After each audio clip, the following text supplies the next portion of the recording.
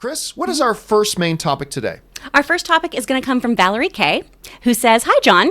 I just read something that really surprised me. So Aladdin, which I loved, by the way, has just become the biggest hit of Will Smith's career. It's weird to think of it like that because, one, no one thought it would be that big, but also, two, Will Smith has had so many big hits in his career that you'd think one would be bigger. What do you think about this?" I had to triple check this because I thought there was no way that was true. This is Will Smith's biggest career maker right now.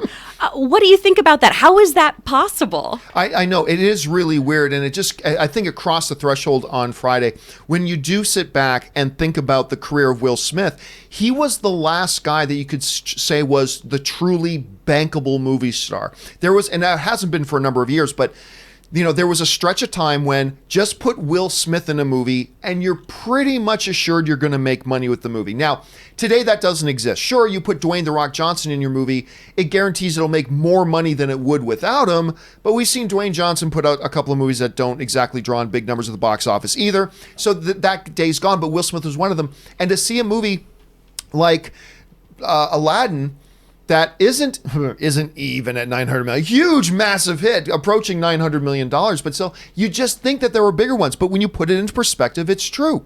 When you look at actually now what are the biggest hits of Will Smith's illustrious career. Number one is Aladdin. It does look like it's going to cross that $900 million mark probably by the end of next weekend. It's sitting at $874 million as his biggest hit ever, passing a film that has sat at the top of his list since 1996, Independence Day, which made $817 million, followed by Suicide Squad in 2016 with $746 million.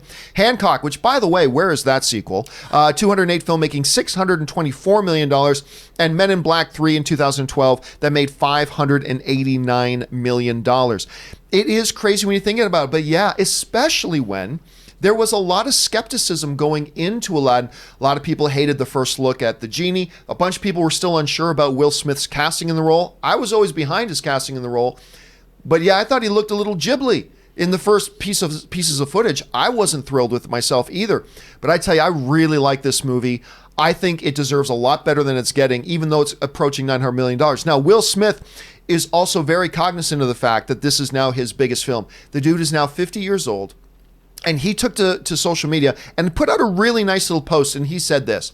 Smith said the following: "This is a post that I'm just humbled and honored to make right now. Today, Aladdin just passed Independence Day as the highest grossing film of my entire career.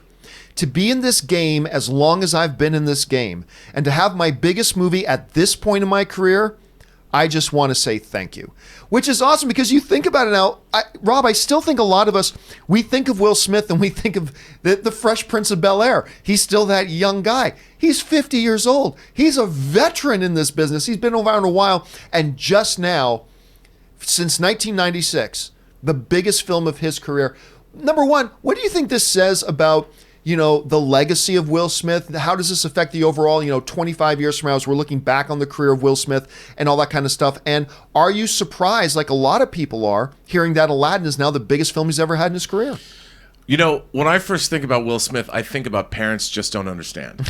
I really do. That was the first time I remember that video, because that was when hip hop was all funny. It was all these funny, and then he became a TV star, and then suddenly he's in movies, and of course, Independence Day, dude, that was 23 years ago. I mean, you think, I remember when Independence Day came out, the ad campaign was just perfection, and it was the most exciting thing going when it came out. And people that have career longevity is because people reinvent themselves, they do different things, they don't just rest on their laurels. Here's a guy who's been hitting it hard since he was a teenager. And he's really, I think he deserves all the success he can get. I mean, this is exactly what an American success story is. He's reinvented himself first. He was a recording star.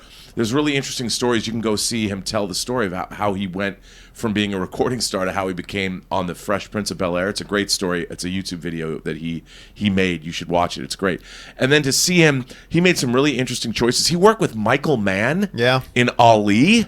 I mean, he's done some great now he's singing work. Prince Ali. Yeah, it's great. And I think he understands. I mean, that was a thankless role to take.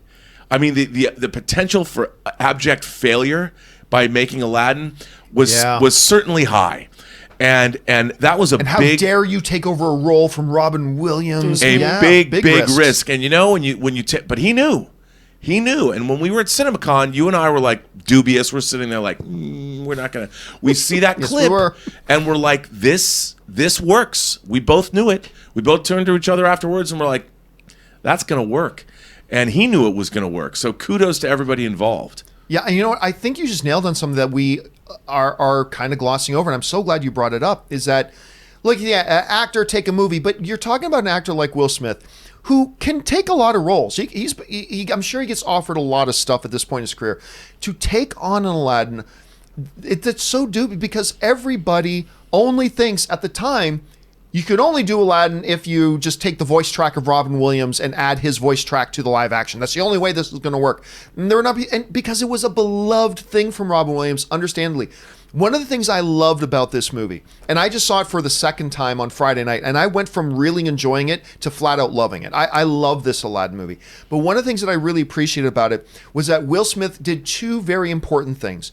Number one, he did not try to do a Robin Williams impression. He did his own incarnation of Genie, taking the spirit of Robin Williams' Genie, boisterous, flamboyant, extrovert, charismatic, all that kind of stuff, brought that to the role, but he did it in his own way. The second thing he did was he chose a couple of moments in the film to do very clear bows to Robin Williams. Whether it's the way he would say a certain thing, the way Robin Williams said it in the original, and stuff like that. But he picked just a couple of spots to do it, and it was perfect and made you feel all warm inside when he did it. So I'm really glad you brought that up, Rob, because that's a fabulous observation. Guys, listen, question is, you hear about this. This is now, Aladdin is Will Smith's biggest film in his career. It still doesn't even sound right. How does that strike you? Jump down in the comment section below and let us know your thoughts. All right, with that down...